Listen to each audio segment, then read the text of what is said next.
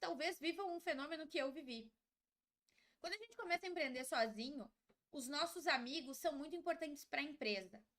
Com o passar do tempo, a empresa vai crescendo e vai tendo outras referências e outros stakeholders no seu meio, nos seus projetos.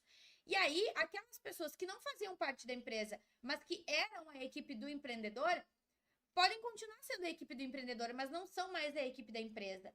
E aí cabe a gente ter firmeza de entender quando que tem que diminuir o nível de influência daquela pessoa dentro do projeto, que no caso é a empresa.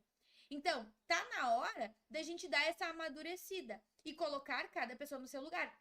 Não fazendo, agora não preciso mais. Muito cuidado, porque não é sobre isso. Mas sim, ter um entendimento de que, a empresa como projeto tem os seus stakeholders, que hoje são mais. E essas outras pessoas têm maior nível de influência do que as pessoas que são minhas amigas e estão apenas aqui quebrando um galho ou me dando um suporte. Elas seguem sendo a minha rede de apoio, mas a empresa hoje tem outras responsabilidades. Então, é neste sentido que a gente tem que pensar. Então, buscar referências, deixar com que as coisas sigam o seu rumo, o seu fluxo e sempre buscar fortalecer o meio. Sempre. Esses são alguns exemplos que aconteceram comigo e que eu acredito que possa ser produtivo para vocês visualizarem também. Vamos ver aqui a mensagem da Su.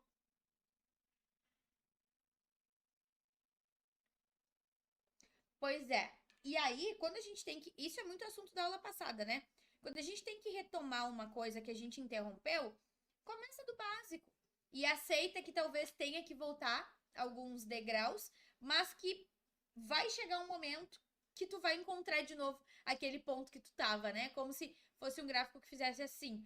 Tu vai ter que descer um pouquinho, mas depois tu encontra aquele ponto ali onde tu parou de novo. E aí tu segue. E segue sendo a pessoa que, ok, passou aquele trabalho, ok, teve que voltar atrás. Então, da próxima vez que tu tiver que desistir de algo, tu vai pensar 2 vezes. Porque tu não vai mais precisar de sprints tão longos. Então, sim, tu vai gerir a tua prioridade de cada sprint, mas tu não vai mais trabalhar com um sprint de 1, 2 anos. Tu vai trabalhar com sprints mais curtos, de dias, de semanas. E aí tu já não vai ter um gap tão grande sem ser constante naquele projeto.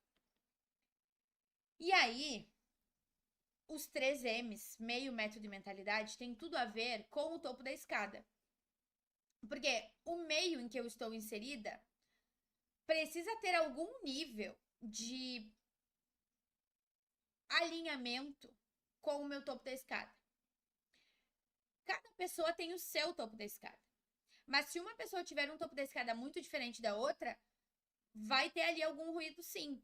E aí é difícil, e talvez a gente nem deva exigir isso, mas é difícil que a gente tenha firmeza no comportamento para ir contra os estímulos das pessoas que a gente gosta e com quem a gente convive, porque aquilo ali pode nos afastar do topo da escada.